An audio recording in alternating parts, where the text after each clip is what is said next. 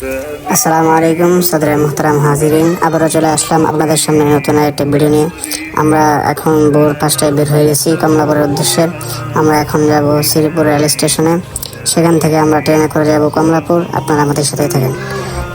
আপনারা দেখতে পাচ্ছেন আমরা ইতিমধ্যে চলে এসেছি শ্রীপুর রেল স্টেশনে।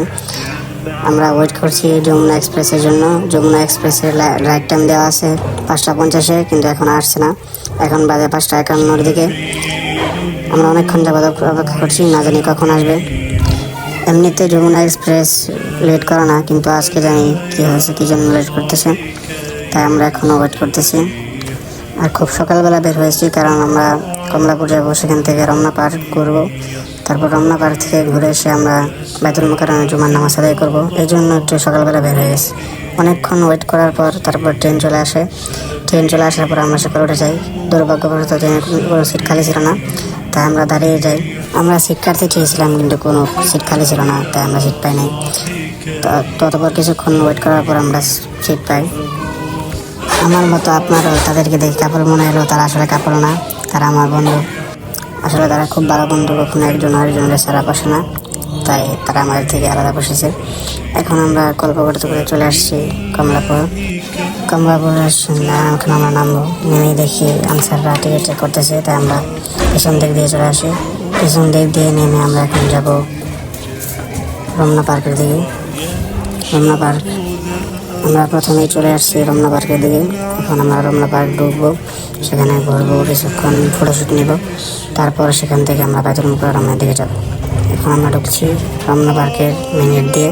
আসলে এই রমনা পার্ক খুব সুন্দর। আমরা যেহেতু প্রথমবার এসেছি, তাই সবক্ষণ দিকে আমরা ঘুরে ঘুরে দেখবো। আপনারা আমাদের সাথে থাকেন, আপনাদেরকেও দেখাবো। তারপর আমরা চলে আসছি কিছু ফটোশ্যুট নিতে। এখন আমরা ফটোশ্যুট নিব এবং আপনারা আমাদের সাথে থাকেন, দেখতে থাকেন। কি সুন্দর জায়গা, কি সুন্দর পুকুর এবং সাথে লেক। আমরা এখানে ফটোশ্যুট নিচ্ছি, আর আমার বন্ধুরা তাকে নিয়ে দেখছে।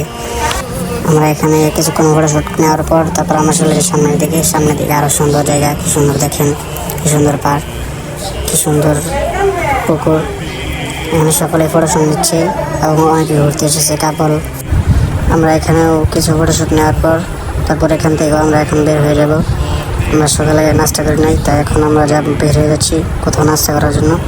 সকালে নাস্তা করব, তারপর সেখান থেকে আমরা চলে যাবো বাইতুল মোকাররমে। এবং বাইতুল মোকাররমে গিয়ে আমরা জোহরের নামাজ আদায় করবো এবং তার ফুটেজ নেব, আপনাদেরকেও দেখাবো। আপনারা আমাদের সাথে থাকেন। তারপর আমরা দেখতে দেখতে বাইতুল মোকাররমে গেটের সামনে এক হোটেলে চলে আসি এবং সেখানে খাওয়া দাওয়ার ভিডিও করে নেই, অনেকে ভালো মনে করে না, তাই আমরা খাওয়ার পরে ভিডিও করলাম। এখন আমরা চলে যাব বাইতুল মোকাররমে। বাইতুল মোকাররমে চলে আসছি। দেখতে পাচ্ছেন বাইতুল মোকাররম কত সুন্দর, আমাদের জাতীয় মসজিদ। এটা হলো সামনের দিক। এখন আমি ভিতরের দিকে যাব এবং আপনাদেরকেও দেখাবো। দেখতেই পাচ্ছেন ভিতরে চলে আসছি। ভিতরে অনেক সুন্দর, বাইরে যেমন সুন্দর, ভিতরে আরও অনেক সুন্দর। আপনারা যারা আসেননি তারা বুঝবেন না, অনেকে আসবেন, দেখে যাবেন। অনেকেই নামাজের পর ক্লান্ত হয়ে শুয়ে আছে। আসলে মসজিদটা শান্তির জায়গা, এটাই তার প্রমাণ। এটা হলো মেন সাইড, মানে আমাদের বাইতুল মোকাররম মসজিদের মেম্বার। এখানেই আমাদের শেখ আব্দুল মালিক হাফিজুল্লাহ তিনি খুতবা দেন। দেখেন উপরের দিকে কত সুন্দর ডিজাইন করেছে, মাশাআল্লাহ, খুবই সুন্দর। তারপর আমরা চলে আসি উত্তর গেটে, যেখানে বড় বড় আন্দোলন এবং মজলিস ডাক দেওয়া হয়, সেখানে আমরা চলে আসি। আজকে আন্দোলন হয়েছিল, কিন্তু আমি লেট করি, তাই পাই নাই। আজকে রোডটা ছিল অনেক বেশি, তাই বেশিক্ষণ দাঁড়াই নাই। তারপর আমরা চলে আসি। আমরা যমুনা দিয়ে গিয়েছিলাম, আবার যমুনা দিয়ে ফিরে আসি। আজকের ভিডিও পর্যন্তই। পরবর্তী ভিডিও পর্যন্ত ভালো থাকবেন, সুস্থ থাকবেন। আসসালামু আলাইকুম।